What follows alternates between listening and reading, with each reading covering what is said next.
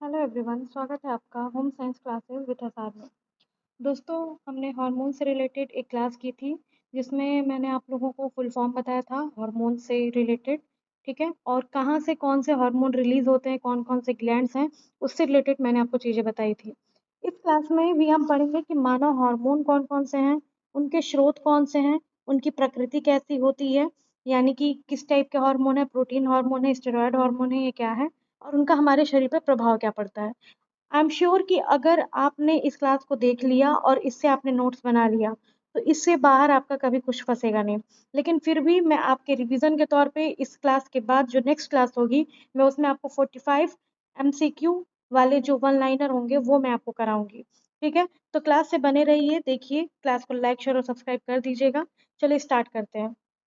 तो सबसे पहले जो हमारा हार्मोन है वो क्या है, सोमैटोस्टैटिन हार्मोन है। सोमैटोस्टैटिन हार्मोन हाइपोथैलेमस के न्यूरॉन से रिलेटेड है, वहां से ये हार्मोन स्रावित होता है। इसका स्वभाव कैसा है, तो ये प्रोटीन वाला हार्मोन है, प्रोटीन हार्मोन होता है, ये पेप्टाइड हार्मोन इनको कहा जाता है।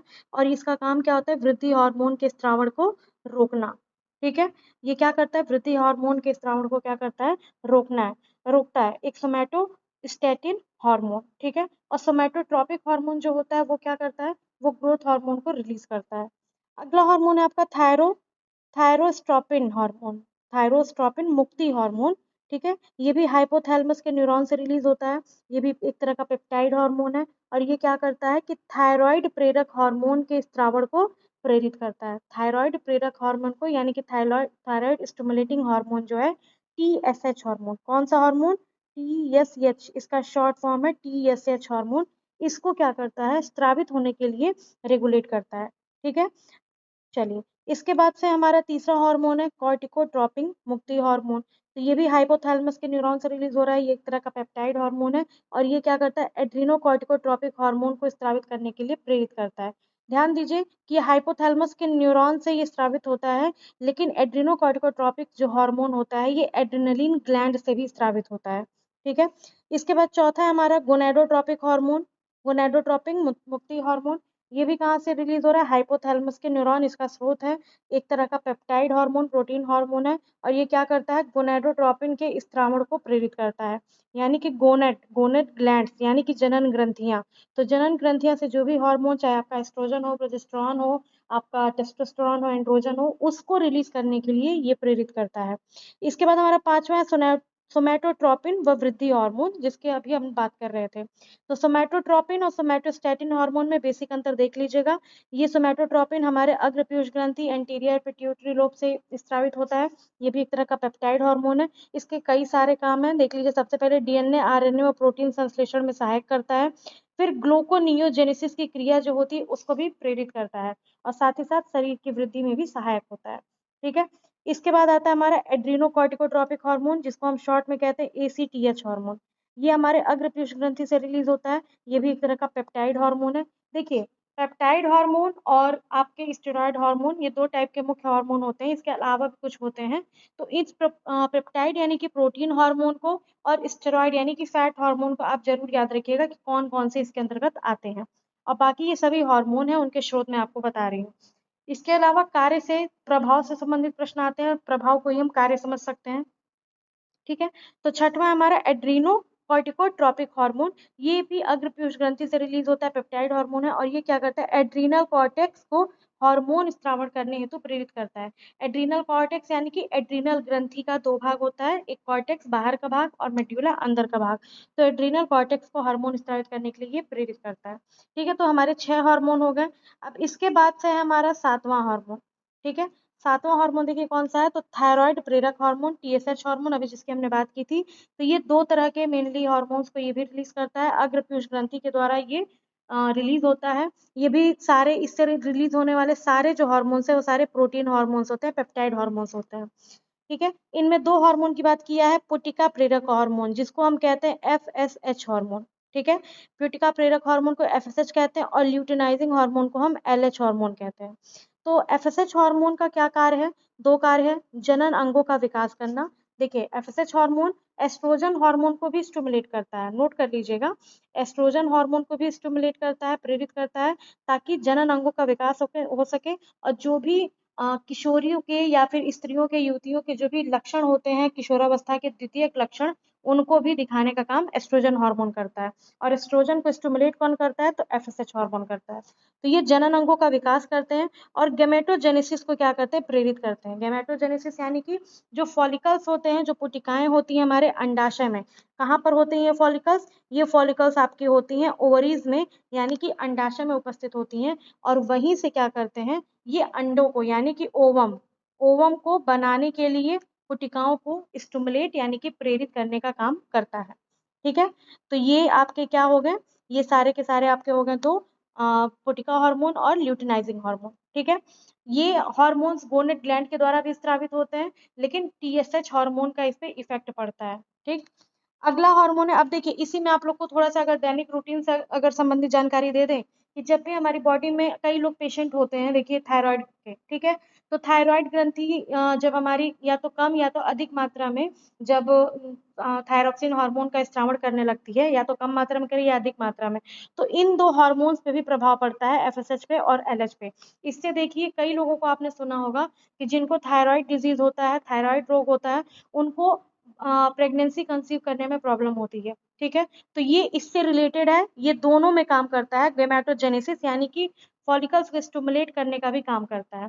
तो इसीलिए ये प्रेगनेंसी से आपका रिलेटेड एक तरह का हार्मोन है, एक तरह का ग्लैंड है। ठीक है, अब 8वां है हमारा प्रोलैक्टिन हार्मोन, बहुत ईजी सा है ये भी अग्रपीयूष ग्रंथि के द्वारा स्रावित होता है, पेप्टाइड हार्मोन है और इसका मेन काम होता है दुग्ध निर्माण को प्रेरित करना। ठीक है, क्या करना? दुग्ध निर्माण को प्रेरित करना और स्तन ग्रंथि का विकास करना। तो जब महिलाएं गर्भवती होती हैं, तो ये देखिए ये हार्मोन हमारे स्तनों में रहता है ऑलरेडी, लेकिन जब महिलाएं प्रेग्नेंट होती हैं, गर्भवती होती हैं, तो उस समय स्तन ग्रंथियों के विकास करने का काम करता है और साथ ही साथ उनमें दुग्ध निर्माण को भी प्रेरित करने का काम ये करता है। प्रोलैक्टिन हार्मोन और लैक्टोट्रोपिक हार्मोन, इन दोनों का काम होता है दुग्ध निर्माण को प्रेरित करना। ठीक है, इसके बाद आता है मेलानोसाइट प्रेरक हार्मोन, मेलानोसाइट स्टिमुलेटिंग हार्मोन या मेलानिन हार्मोन भी कहा जाता है, मेलाटोनिन हार्मोन भी कहा जाता है। ठीक है, इसका एक और नाम है जिसको हम कहते हैं मेलाटोनिन हार्मोन। नोट कर लीजिएगा, मेलाटोनिन हार्मोन या मेलानिन हार्मोन कहा जाता है। ठीक है, ये मेलाटोनिन हार्मोन क्या करता है? ये मेलाटोनिन हार्मोन मध्य पीयूष ग्रंथि से रिलीज होता है और ये भी क्या है? पेप्टाइड हार्मोन है, प्रोटीन हार्मोन है। ये मेलेनोसाइट में मेलानिन का निर्माण व वितरण करने में सहायक होता है।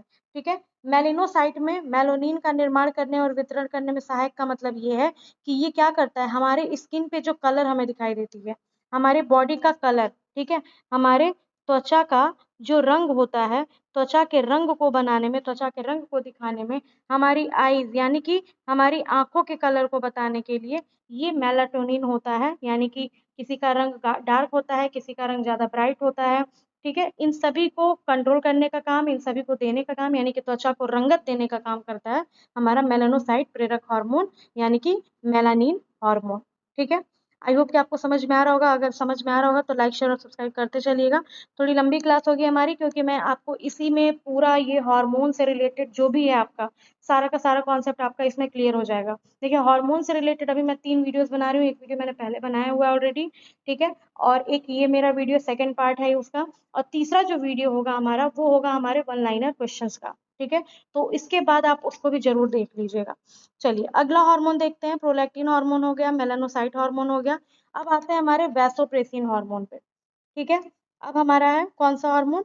वैसोप्रेसिन हार्मोन, जिसको हम पिट्रेसिन हार्मोन भी कहते हैं, और सूत्र बहुलता हार्मोन, यानी कि अगर आप इसका इंग्लिश नाम देखेंगे तो इसको एंटी डाई यूरेटिक हार्मोन भी कहा जाता है।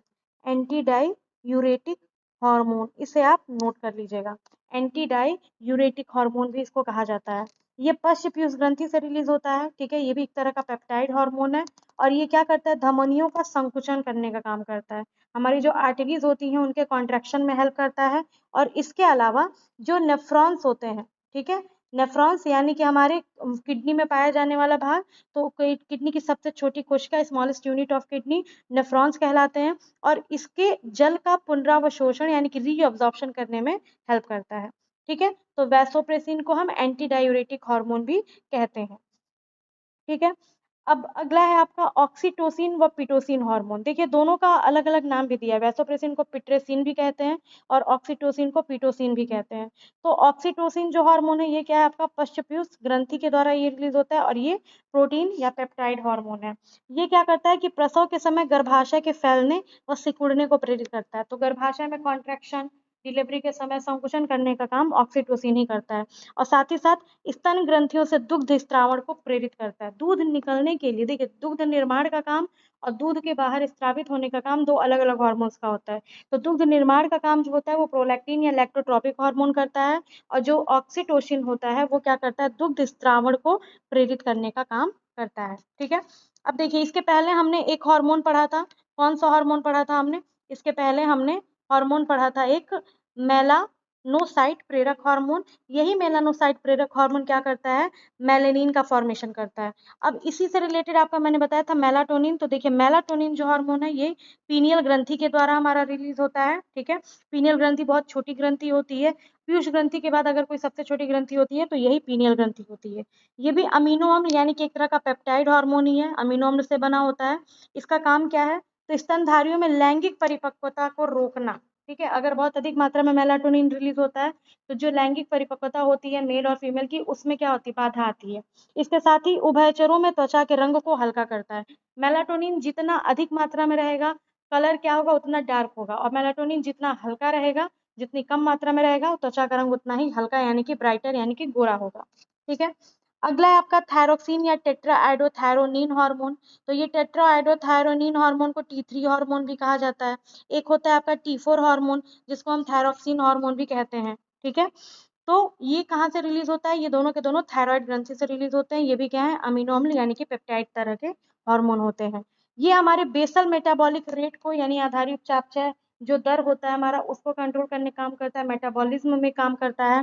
साथ ही साथ हमारा हृदय स्पंदन हार्ट रेट को नियमित करता है, शरीर के ताप को नियंत्रित करता है, बॉडी टेम्परेचर को कंट्रोल करता है, ऊतक विभेदन में सहायक है, अंतःकायांतरण को प्रेरित करता है। ठीक है, और ग्लूकोनियोजेनेसिस जो प्रक्रिया होती है उसको कंट्रोल करने का काम करता है।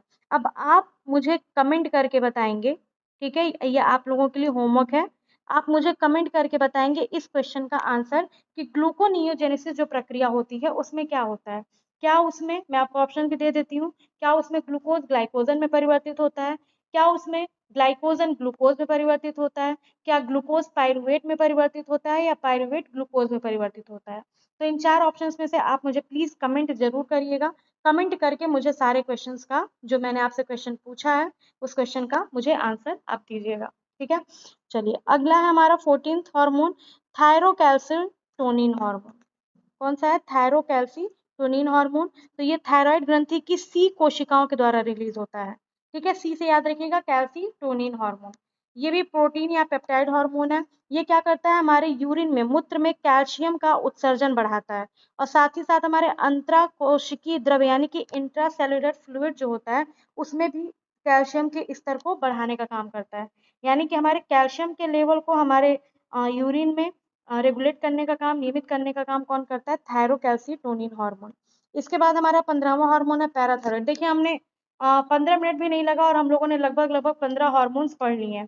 कहाँ से रिलीज होते हैं, क्या काम करते हैं, प्रभाव क्या दिखाई देता है ह्यूमन्स पे, किससे बने होते हैं, इन सभी चीजों को पढ़ लिया। अब आगे आपके कुछ और हार्मोन्स हैं उनको भी कवर करिएगा, क्लास छोड़िएगा मत, लास्ट तक जरूर देखिएगा, बहुत ही यूजफुल होने वाली है क्लास आपके लिए। अब देखिए पैराथायरॉयड जिसको हम क्या कहते हैं, इसका एक और नाम है परावटु। ठीक है, इसको हम किस नाम से जानते हैं? इसको हम परावटु के नाम से भी जानते हैं यानी कि पराअवटु भी कहा जाता है। ये पैराथायरॉयड ग्रंथि के द्वारा रिलीज होता है और ये प्रोटीन का बना होता है यानी कि पेप्टाइड, एक तरह का पेप्टाइड हार्मोन है। ये क्या करता है, इसका मेन काम है, और देखिए इससे प्रश्न भी बनता है आपके परीक्षाओं में। जो भी चीजें मैं आपको पढ़ा रही हूँ आप जब प्रीवियस ईयर के किसी भी एग्जाम को होम साइंस से रिलेटेड या कॉम्पिटिशन से रिलेटेड कोई भी पेपर्स को देखोगे, चाहे आप बीपीएससी का पेपर देखो, चाहे टीजीटी का देखो, एचपीएससी का, आरपीएससी का, तो आपको इन्हीं से रिलेटेड सारे के सारे क्वेश्चंस मिलेंगे। ठीक है, क्योंकि बेटा देखो कोई भी मतलब जो भी लोग देख रहे हैं वीडियो वो लोग सिर्फ ये सोच के चलें कि सिर्फ हम क्वेश्चन को लास्ट टाइम पे करते चलेंगे, हमारा रिवीजन होता जाएगा, तो क्वेश्चन का फॉर्मेट आपके दिमाग से भूल जाता है। लेकिन अगर आप वन लाइनर में चीज़ों को पढ़ते हैं या कॉन्सेप्ट वाइज पढ़ते हैं तो वो चीज़ें लंबे समय तक याद रहती हैं। इसीलिए इसको थोड़ा-सा कॉन्सेप्ट वाइज पढ़ना आप लोगों के लिए ज़्यादा बेनिफिशियल है। तो इसे याद रखिएगा, कैल्शियम और फास्फोरस, ठीक है? किसका काम करता है ये? ये कैल्शियम और फास्फोरस का उपापचय यानी कि मेटाबॉलिज्म पर नियंत्रण रखने का काम करता है, ठीक है? अब इसके बाद है आपका कैल्सीटोनिन, थायरोकैल्सीटोनिन आपने पढ़ा, अब कैल्सीटोनिन पढ़िए। तो थायरोकैल्सीटोनिन क्या था आपका? थायराइड से रिलीज हो रहा था। कैल्सीटोनिन आपका पैराथायराइड से रिलीज होता है। ये भी एक तरह का पेप्टाइड हार्मोन है, प्रोटीन हार्मोन है, और ये क्या करता है? पैराथॉर्मोन का विपरीत प्रभाव होता है, ठीक है? इसके बाद है आपका थाइमोसिन, 17वां हार्मोन, जो कि थाइमस ग्रंथि के द्वारा रिलीज होता है, और ये भी पेप्टाइड हार्मोन होता है। अब थाइमस ग्रंथि कहाँ होती है? तो थाइमस ग्रंथि हमारे वक्ष में होती है। वक्ष यानी कि आपने एक हड्डी का नाम सुना होगा, स्टर्नम बोन, स्टर्नम हड्डी, ठीक है? स्टर्नम हड्डी हमारे वक्ष में होती है, और यही स्टर्नम हड्डी के पीछे हमारा क्या होता है? हमारा पैराथायरॉइड सॉरी थाइमस ग्लैंड, हमारी थाइमस ग्रंथि उपस्थित होती है, ठीक है? तो ये थाइमोसिन है, थाइमस ग्रंथि के रिलीज होता है, प्रोटीन हार्मोन है, और साथ ही साथ इसका एक मेन काम होता है, हमारे शरीर के रक्षा तंत्र का भाग होता है ये, यानी कि हमारे शरीर में इम्यून सिस्टम, किसकी बात कर रहा है? इम्यून सिस्टम को रेगुलेट करने का काम, इम्यून सिस्टम को संचालित करने का काम, लिम्फोसाइट के विभेदीकरण का काम यानी लिम्फोसाइट के निर्माण का काम करता है ये हमारा थाइमोसिन यानी कि थाइमस ग्रंथि, थाइमोसिन हार्मोन। तो याद रखिएगा, शरीर में रोग प्रतिरोधक जो प्रतिरक्षा तंत्र होता है, हमारा क्षमता होती है, उसको कंट्रोल करने का काम, उसको नियंत्रित करने का काम थाइमोसिन का होता है। इसके बाद है आपका ग्लूकोकॉर्टिकोट्रॉपिक हार्मोन, ठीक है? ग्लूकोकॉर्टिकॉइड, ग्लूकोकॉर्टिकॉइड या कॉर्टिसोल, ठीक है? ग्लूकोकॉर्टिकॉइड या कॉर्टिसोल इस हार्मोन को कहते हैं, और ये एड्रीनल कॉर्टेक्स से रिलीज होता है, एड्रीनल ग्रंथि से रिलीज होता है। ये एक तरह का कॉर्टिकॉइड हार्मोन है। अब जो भी आप पढ़ोगे ये सारे के सारे क्या है आपके? लगभग लगभग तीनों कॉर्टिकॉइड हार्मोन ही है, और ये तीनों एक के प्रकार हैं। कॉर्टिकॉइड हार्मोन्स के तीनों प्रकार हैं, एक ग्लूकोकॉर्टिकॉइड है, एक मिनरलोकॉर्टिकॉइड है, और एक हमारा कॉर्टिकॉइड एंडोस्टेनेडियोन और एस्ट्रोजन हार्मोन, ठीक है? तो पहले ग्लूकोकॉर्टिकॉइड या कॉर्टिसोल को देखिए। पहली चीज बता दें आपको, कॉर्टिसोल को हम स्ट्रेस हार्मोन भी कहते हैं। क्या कहते हैं? Stress hormone. और आपका जो डोपामाइन हार्मोन होता है, ऑक्सीटोसिन हार्मोन होता है, उसको हम हैप्पी हार्मोन भी कहते हैं। तो इसे आप कॉपी पेन अगर लेकर के बैठे हैं तो नोट कर लीजिएगा। अगर कोई रिवीजन के पर्पज से देख रहा है तो वो दिमाग में अपने बैठा लेगा कि स्ट्रेस हार्मोन और हैप्पी हार्मोन नाम से भी क्वेश्चंस आते हैं। स्ट्रेस हार्मोन को हम कॉर्टिसोल या कॉर्टिसोल कहते हैं, और हैप्पी हार्मोन हमारा होता है डोपामाइन या ऑक्सीटोसिन हार्मोन, ठीक है? चलिए, अब इसको देखिए, इसका क्या काम है बेसिकली। तो ये भी क्या करता है? कार्बोहाइड्रेट, वसा और प्रोटीन का उपापचय का नियंत्रण करता है, ठीक? और जब भी आपके बॉडी में इन तीनों का डिसबैलेंस होता है, बैलेंस में प्रॉब्लम होता है, तो आपका मूड इफेक्ट करता है, मूड इफेक्ट होता है तो हमारा स्ट्रेस जो है वो बढ़ता है। और जब आप बहुत अधिक चिंता करते हैं, बहुत अधिक किसी के बारे में, किसी चीज के बारे में अगर आप सोच रहे होते हैं, तो भी कॉर्टिसोल हार्मोन बहुत ज्यादा इफेक्ट होता है, ठीक है? अब इसके बाद है हमारा मिनरलोकॉर्टिकॉइड या एल्डोस्टेरोन हार्मोन। ये एड्रिनल कॉर्टेक्स ये भी रिलीज होता है, इसको भी कॉर्टिकॉइड ही कहा जाता है, कॉर्टिकॉइड हार्मोन होता है ये क्या करता है? Na व K यानी कि पोटेशियम का उपापचय का नियंत्रण करता है, ठीक है? सोडियम और पोटेशियम के उपापचय पर नियंत्रण करता है। साथ ही साथ रुधिर में हमारा जो सोडियम की मात्रा होती है उसको बढ़ाने में सहायक होता है, मिनरलोकॉर्टिकोस्टेरॉन। और याद है होगा आपको कि आपका जो ये दोनों मतलब तत्व है, जो पोषक तत्व हैं आपके, कौन कौन से? दोनों पोषक तत्व आपके Na यानी कि सोडियम और के पोटेशियम, ये बीपी यानी कि ब्लड प्रेशर को कंट्रोल करने में, ब्लड प्रेशर को रेगुलेट करने में बहुत महत्वपूर्ण भूमिका निभाते हैं। तो इन दोनों मतलब ये दोनों ही क्या करते हैं? हमारे रक्त में ब्लड को, हमारे बीपी को कंट्रोल करने का काम करते हैं। आप बीपी से रिलेटेड याद रख सकते हो, बीपी से रिलेटेड आपका कौन सा हार्मोन है? तो कॉर्टिकॉइड हार्मोन है। इसके बाद है हमारा लिंग कॉर्टिकॉइड या एंड्रोस्टेनिडियोन या एस्ट्रोजन हार्मोन, ठीक है? एस्ट्रोजन फीमेल हार्मोन होता है, ये भी एड्रिनल कॉर्टेक्स से रिलीज होता है, और ये कॉर्टिकॉइड हार्मोन है। ये क्या करता है? बाह्य लैंगिक लक्षणों के विकास में सहायक होता है, या द्वितीयक जो लक्षण होते हैं स्त्रियों में, किनमें? फीमेल्स में, ठीक है? तो फीमेल्स के सेकेंडरी सेक्सुअल कैरेक्टरिस्टिक्स को दिखाने का काम ये एस्ट्रोजन हार्मोन करता है, ठीक है? इसके बाद हमारा है एड्रेनलिन, एड्रेनलिन जिसको हम एपिनेफ्रिन हार्मोन भी कहते हैं, ठीक है? और इसका दूसरा समझ लो कि भाई होता है, उसका नाम है नॉर एड्रेनलिन, जिसे हम नॉर एपिनेफ्रिन भी कहते हैं। ठीक है। इसी में आपको मैं इससे रिलेटेड आपसे क्वेश्चन पूछूंगी, लेकिन मैं अभी आपको एक कॉन्सेप्ट बता दूं कि एड्रेनलिन हार्मोन को हम फाइट फाइट या फ्लाइट फाइट या फ्लाइट हार्मोन भी कहते हैं। हिंदी में अगर कहें तो लड़ो या उड़ो हार्मोन भी इसको कहा जाता है। इसको जरूर नोट कर लीजिएगा, एड्रेनलिन को कहा जाता है लड़ो या उड़ो हार्मोन। ठीक है, जल्दी से जल्दी नोट करते जाइएगा आप सभी लोग इसको। चलिए, एड्रेनलिन हार्मोन हमारा, अब एड्रेनलिन हार्मोन जो होता है ये एड्रीनल मेड्यूला से निकलता है। ठीक है, अब देखिए एड्रीनल कॉर्टेक्स से आपके कॉर्टिकॉइड हार्मोन्स रिलीज हो रहे थे। अब आपके जो दूसरे टाइप के हैं कैटकोलेमिन हार्मोन्स, ठीक है, तो ये कैटकोलेमिन हार्मोन्स में आपके दो आएंगे, एड्रेनलिन और नॉर एड्रेनलिन। कई बार ये किस टाइप का हार्मोन है ये भी पूछता है, तो कैटकोलेमिन को जरूर याद रखिएगा। और ये एड्रीनल मेड्यूला यानी कि आंतरिक भाग से रिलीज होते हैं। इनका क्या काम है? हृदय स्पंदन, रुधिर दबाव व श्वसन का नियमन करना। ठीक है, और साथ ही साथ शरीर को युद्ध या पलायन के लिए तैयार करता है। युद्ध या पलायन याद रखो, लड़ो या उड़ो याद रखो। इसके साथ ही साथ एक चीज और आपको बताते चले, इसे हम एक नाम से और जानते हैं और उसका नाम है इमरजेंसी हार्मोन। ठीक है, इमरजेंसी हार्मोन, इमरजेंसी हार्मोन, या इसको हम कह सकते हैं आपातकाल हार्मोन, आपातकाल हार्मोन। ठीक है, इन दोनों पॉइंट्स को नोट कर लीजिएगा, हिंदी इंग्लिश दोनों में आपका ये हो जाएगा। आपातकाल हार्मोन कह लीजिए या इमरजेंसी हार्मोन कह लीजिए, आपके ऊपर है। ठीक है, चलिए अब इसके बाद है नॉर एड्रेनलिन या नॉर एपिनेफ्रिन। अब देखिए इसमें एक चीज और बता दें आपको, फाइट और फ्लाइट तो कहा जाता है। फाइट और फ्लाइट का कॉन्सेप्ट क्या, आप ऐसे समझिए, एक एग्जाम्पल देती हूँ मैं, आपको आराम से समझ में आ जाएगा। एग्जाम्पल छोटा सा ही है, पहले देखिए, अगर आप मान लीजिए रात में गाड़ी चला रहे हो, रोड सुनसान हो, आपको तेज गाड़ी चला रहे हो स्पीड से, अचानक से आपके सामने कोई आ जाए और एक्सीडेंट हो जाए। ठीक है, तो एक्सीडेंट होने के बाद आपका बीपी ब्लड प्रेशर क्या होगा, फ्लक्चुएट होगा, यानी कि emergency, accident is a emergency case, तो आपका बीपी जो होगा वो फ्लक्चुएट होगा, यानी कि बढ़ेगा। ठीक है, तो जब बीपी बढ़ेगा तो आपके दिमाग में दो ही कंडीशंस होंगे, या तो लड़ो या तो उड़ो, यानी कि या तो आप उस सिचुएशन को डील करिए, फाइट करिए उससे, या तो आप उस चीज को किनारे करके भाग जाइए। तो यही है लड़ो और उड़ो हार्मोन का कॉन्सेप्ट और इमरजेंसी हार्मोन का कॉन्सेप्ट। तो याद रखिएगा, लड़ो उड़ो, फाइट और फ्लाइट, या फिर इमरजेंसी या आपातकालीन हार्मोन, तो वो सिंगल वन है आपका एड्रेनलिन हार्मोन। ठीक है, इसके बाद युद्ध या पलायन के हार्मोन भी एड्रेनलिन हार्मोन को ही कहेंगे। नॉर एड्रेनलिन को देखिए, ये भी एड्रिनल मेड्यूला से रिलीज होता है और ये भी एक तरह का कैटकोलेमिन है। ये भी क्या करता है, रुधिर वाहिनियों के संकुचन द्वारा रुधिर दाब में वृद्धि करता है।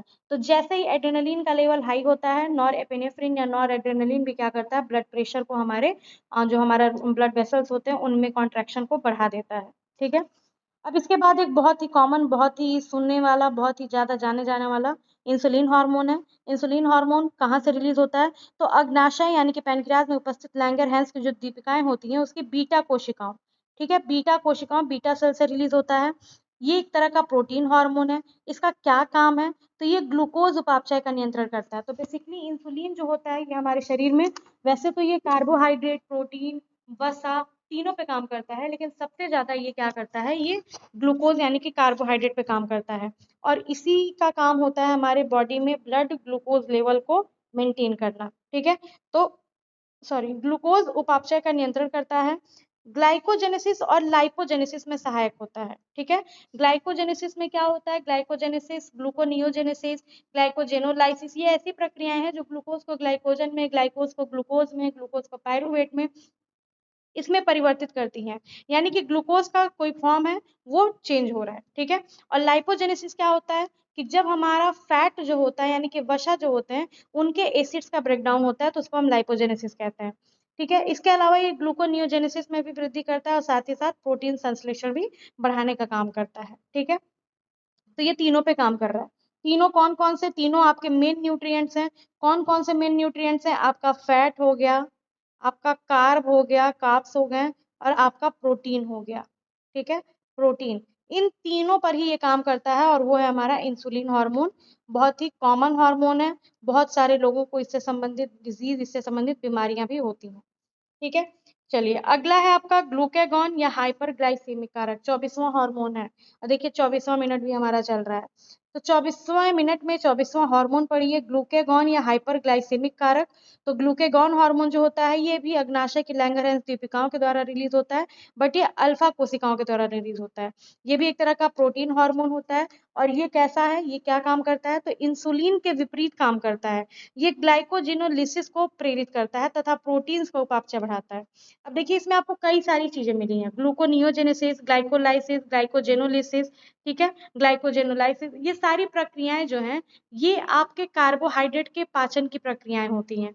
कभी ग्लूकोज से ग्लाइकोजन में बनता है, कभी ग्लाइकोजन जो स्टोर फॉर्म होता है उससे ग्लूकोज में बनता है, पायरुवेट में बनता है।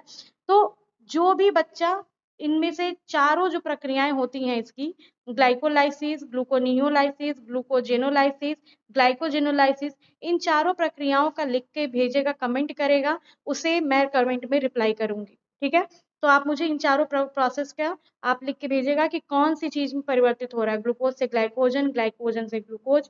ये बहुत ही इंपॉर्टेंट कॉन्सेप्ट है और इससे रिलेटेड क्वेश्चंस आपके यूजीसी नेट के पेपर में भी पूछे जाते हैं। ठीक है, बहुत इंपॉर्टेंट है ये। चलिए अब अगला देखिए, estrogen hormone. Estrogen is a female sex hormone, ठीक है। Progesterone is also a female sex hormone, ये लिंग हार्मोन होते हैं। तो प्रोजेस्टेरॉन और एस्ट्रोजन का देखिए क्या है, एस्ट्रोजन क्या है, अंडाशय की ग्राफियन पुटिकाओं यानी कि ग्राफियन सेल्स जो होती हैं, ग्राफियन पुटिकाएं जो होती हैं वहां से ये रिलीज होता है। और ये क्या है, ये सारे के सारे आपके जो भी सेक्स हार्मोन्स होते हैं, जो भी लिंग हार्मोन्स होते हैं, ये स्टेरॉयड हार्मोन्स होते हैं। ये क्या करते हैं, मादा में सहायक प्रजनन अंगों की वृद्धि और विकास में सहायक होते हैं। ठीक है, इसके अलावा मादा में द्वितीय लिंग लक्षणों का विकास, ये आप पहले भी पढ़ चुके हैं। तो ये दोनों काम किसका है, एस्ट्रोजन हार्मोन का। प्रोजेस्टेरॉन भी बहुत इंपॉर्टेंट रोल प्ले करता है, इसका क्या काम है, ये अंडाशय के कार्पस ल्यूटिनम के द्वारा रिलीज होता है, साथ ही साथ अपरा यानी कि प्लेसेंटा द्वारा भी रिलीज होता है। ठीक है, अंडाशय की कार्पस ल्यूटिनम, देखिए कार्पस ल्यूटिनम जब ओवम यानी कि अंडाणु जो होता है वो निकल जाता है, तो जो लास्ट में बची हुई रहती हैं उन्हीं को हम कार्पस ल्यूटिनम कहते हैं, वहां से प्रोजेस्टेरॉन रिलीज होता है। ठीक है, और ग्राफियन सेल्स क्या होती हैं, जो नए कोशिकाओं को, नए एक्स सेल्स को बनाने का काम करती हैं, वो होती हैं ग्राफियन पुटिकाएं।